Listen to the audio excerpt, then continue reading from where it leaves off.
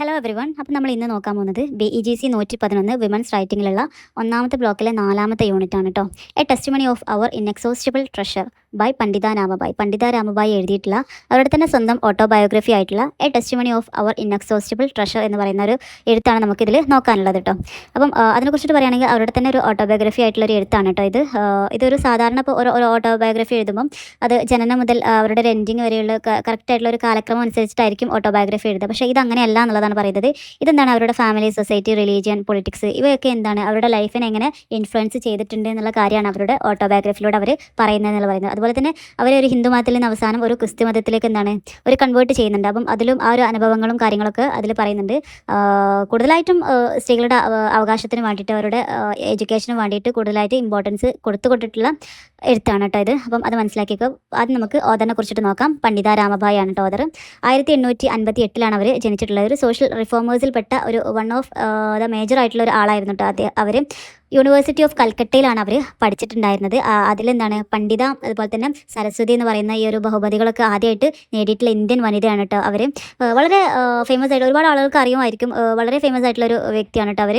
പണ്ഡിത രാമബായി എന്ന് പറയുമ്പോൾ നിങ്ങൾക്കറിയാം ആര്യ മഹിളാ സമാജ് ഒക്കെ PSC പഠിക്കുന്നവർക്കൊക്കെ അറിയാം. ആര്യ മഹിളാ സമാജ് ഒക്കെ സ്ഥാപിച്ചത് ഇവരാണ് കേട്ടോ. അപ്പം വലിയൊരു സോഷ്യൽ റിഫോമറായിട്ട് അറിയപ്പെടുന്ന ഒരാളാണ് കേട്ടോ. അപ്പം അതുപോലെ തന്നെ സ്ത്രീകളുടെ റൈറ്റ്സിനും വേണ്ടിയിട്ടും അവരുടെ എഡ്യൂക്കേഷന് വേണ്ടിയിട്ടും പോരാടിയിട്ടുള്ള ഒരാളും കൂടിയാണ് കേട്ടോ. അതുപോലെ ഇന്ത്യയിലുള്ള കാസ്റ്റ് സിസ്റ്റംസ്, ജാതി വ്യവസ്ഥയൊക്കെ എതിർത്തിട്ടുള്ള ഒരാളും കൂടെയാണ് കേട്ടോ.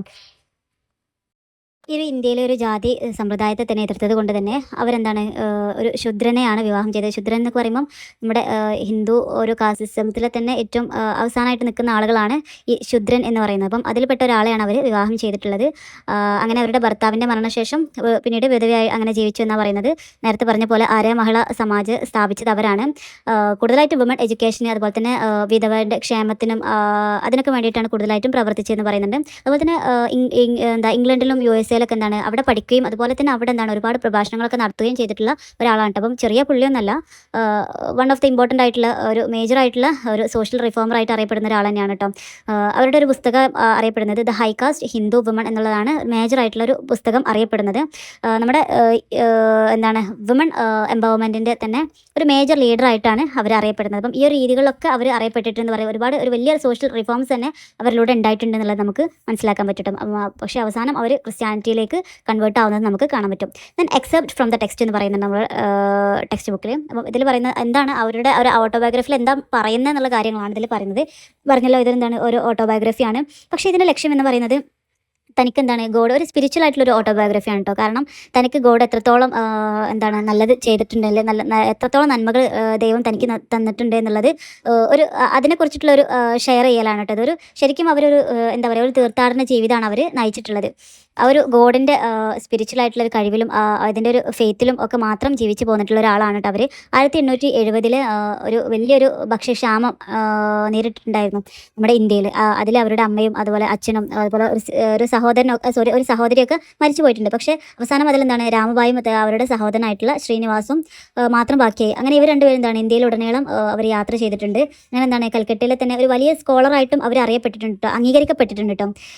അതുപോലെ പിന്നീട് പറയുന്ന ഒരു കാര്യം ഗോസ്പൽ ഓഫ് ല്യൂക്ക് എന്ന് പറയുന്ന ഒരു ഗ്രന്ഥം വായിച്ചതോടുകൂടെയാണ് ക്രിസ്തു മതത്തിലേക്കുള്ള ഒരു താല്പര്യം അവർക്ക് വരുന്നത് എന്ന് പറയുന്നുണ്ട്. അങ്ങനെ 1883 ബാപ്റ്റിസം അഥവാ ക്രിസ്ത്യാനിറ്റി അവർ സ്വീകരിച്ചു.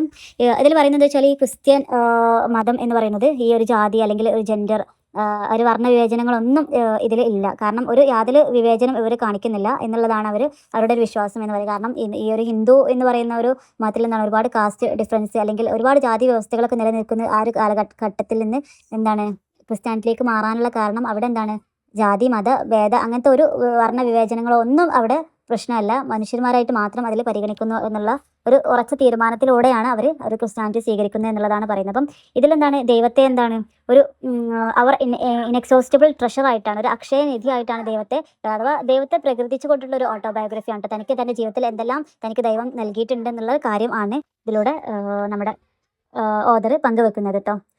ഇതിൻ്റെ ഒരു അനാലിസിസ് പറയുന്നുണ്ട്. 1907 ഇത് എഴുതിയത്. ഇതൊരു സ്പിരിച്വൽ ഓട്ടോബയോഗ്രഫി, ഞാൻ നേരത്തെ പറഞ്ഞല്ലോ ഒരു സ്പിരിച്വൽ ഓട്ടോബയോഗ്രഫി ആയിട്ടാണ് ഇത് എഴുതിയിട്ടുള്ളത്.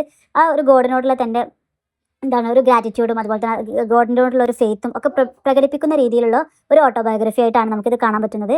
വുമൻസിൻ്റെയും അതുപോലെ തന്നെ നമ്മുടെ നേരത്തെ പറഞ്ഞ ശൂദ്രരുടെയും ഒക്കെ ഒരു ബാഡ് ആയിട്ടുള്ളൊരു അവസ്ഥയെ വിമർശിക്കുന്ന ഒരു ഓട്ടോബയോഗ്രഫിയാണ് കേട്ടത്. കാരണം ഈ ഒരു വിമൻസിന് എത്രത്തോളം പ്രാതിനിധ്യം ആ ഒരു സൊസൈറ്റിയിൽ ഉണ്ടായിരുന്നു എന്നുള്ളതും, അതുപോലെ തന്നെ ലോ കാസ്റ്റ് ആയിട്ട് അറിയപ്പെടുന്ന ശൂദ്രൻ എന്ന് പറയുന്ന ആ ഒരു കമ്മ്യൂണിറ്റിക്കും ആ ഒരു സൊസൈറ്റി എത്രത്തോളം സ്ഥാനം ഉണ്ടായിരുന്നു എന്നുള്ളത് വളരെ വ്യക്തമായിട്ട് വിമർശിച്ചിട്ടുണ്ട് നമ്മുടെ ഈ ഒരു ഓഥർ എന്ന് പറയുന്നത്. ഇപ്പം ഹിന്ദു മതത്തിലെ കാസ്റ്റ് ക്ലാസ് സിസ്റ്റം ഒക്കെ ചോദ്യം ചെയ്തിട്ടുണ്ട്.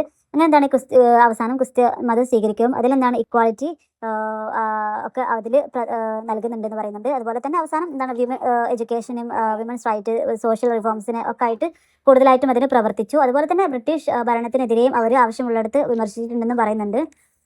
അങ്ങനെ ഒരു ഫെമിനിസ്റ്റ് വാദത്തിന് ഒരു കറക്റ്റ് ആയിട്ടുള്ള ഒരു എക്സാമ്പിളായിട്ട് നമുക്ക് ഈ ഒരു പണ്ഡിത രാമബായിയെ കണക്കാക്കാൻ പറ്റും എന്നുള്ളതാണ്. അപ്പം അവരുടെ ലൈഫ് ഇതൊരു ഓട്ടോബയോഗ്രഫിക്കൽ ആയിട്ടുള്ളൊരു എഴുത്താണ്. പക്ഷേ ഇതിൽ കൂടുതലായിട്ടും അവരുടെ ലൈഫിൽ നടന്നിട്ടുള്ള കാര്യങ്ങൾ പല സംഭവങ്ങളും പറയുന്നുണ്ട്. അതിൽ തന്നെ അവസാനം അവർ ഹിന്ദു മതത്തിൽ നിന്ന് ക്രിസ്ത്യൻ മതത്തിലേക്ക് കൺവേർട്ട് ചെയ്തതിനെ കുറിച്ചിട്ട് പറയുന്നുണ്ട്. കാരണം അതിൽ ആ ഒരു കാലഘട്ടത്തിൽ സ്ത്രീകൾ അനുഭവിച്ചിരുന്ന ഏറ്റവും മോശമായിട്ടുള്ള അവസ്ഥയും അതുപോലെ തന്നെ കാസ്റ്റ് സിസ്റ്റംസ് എത്രത്തോളം സ്ത്രീകളെയും അതുപോലെ തന്നെ താഴ്ന്ന ജാതിക്കാരെയും എഫക്റ്റ് ചെയ്തിട്ടുണ്ട് എന്നുള്ള ആ ഒരു സത്യങ്ങളും ഒക്കെയാണ് അവർ തൻ്റെ ഈ ഒരു ഓട്ടോബയോഗ്രഫിയിലൂടെ പറയാൻ ആഗ്രഹിച്ചത്. അതുപോലെ തന്നെ ഒരു സ്പിരിച്വൽ തൻ്റെ ദൈവത്തിനോടുള്ളൊരു വിശ്വാസം എന്ന് പറയുന്നത് തനിക്ക് തരുന്ന ഒരു അനുഭൂതി അല്ലെങ്കിൽ തനിക്ക് തരുന്ന ഒരു ഇത് എത്രത്തോളം ഉണ്ടെന്നുള്ളത് ആ ദൈവത്തിനോടുള്ള ഒരു ഗ്രാറ്റിറ്റ്യൂഡായിട്ടും ദൈവത്തിനുള്ള ഒരു ഫെയ്ത്ത് ആയിട്ടും പ്രകടിപ്പിച്ചുകൊണ്ടുള്ള ഒരു സ്പിരിച്വൽ ഓട്ടോബയോഗ്രഫിയാണത്. അപ്പം അത് മാത്രമാണ് പറയുന്നത്. അതിൽ തന്നെ കൂടുതലായിട്ട് വിമൻസിന് എഡ്യൂക്കേഷൻസ് വിമൻസ് റൈറ്റ്സിന് അതുപോലെ തന്നെ ഒരു എന്താണ് പറയുക ഒരു സോഷ്യൽ റിഫോംസിനൊക്കെ കൂടുതലായിട്ട് ഇമ്പോർട്ടൻസ് അതിൽ കൊടുക്കുന്നുണ്ട് എന്നുള്ള കാര്യങ്ങൾ മാത്രം മനസ്സിലാക്കി വെക്കുക. അതാണ് അതിൽ പറയുന്നത് കേട്ടോ. ദെൻ നറേറ്റീവ് ടെക്നിക്ക് പറയുന്നുണ്ട്. ഇതിലൊരു ഫസ്റ്റ് പേഴ്സൺ നറേറ്റീവ്, കാരണം അവരുടെ ഓട്ടോബയോഗ്രഫി ആണല്ലോ, അപ്പം ഫസ്റ്റ് പേഴ്സൺ നറേറ്റീവ് തന്നെയാണ് ഇതിൽ ഉപയോഗിച്ചിട്ടുള്ളത്. അതുപോലെ തന്നെ ഒരു പേഴ്സണൽ ആയിട്ടുള്ള ഒരു കൺഫെഷണൽ ആയിട്ടുള്ള ഒരു ശൈലിയാണ് ഇതിലുള്ളത്. എത്രത്തോളം എന്താണ് ഒരു സ്വകാര്യമായിട്ടുള്ള ഒരു കൺഫെഷൻ ആയിട്ടുള്ള ഒരു ശൈലിയിലാണ് അത് അവതരിപ്പിച്ചിട്ടുള്ളത്. അതുപോലെ തന്നെ പേഴ്സണൽ ലൈഫും അതുപോലെ തന്നെ സോഷ്യൽ സ്ട്രഗിൾസും അവരുടെ സ്വകാര്യ ജീവിതവും അതുപോലെ തന്നെ ആ സമൂഹത്തിൽ അവർ നേരിട്ടുള്ള സ്ട്രഗിൾസും കാര്യങ്ങളൊക്കെ ഒരുമിച്ച് അതിൽ അവതരിപ്പിക്കുന്നു എന്നുള്ളതാണ്. ഇപ്പോൾ റിലീജിയസ്, കാസ്റ്റ്, ജെൻഡർ, സൊസൈറ്റി എന്നിവയൊക്കെ ഇതിൽ ക്രിട്ടിസൈസ് ചെയ്തിട്ട് തന്നെ വിശകലനം ചെയ്യുന്നുണ്ടെന്ന് പറയുന്നുണ്ട്.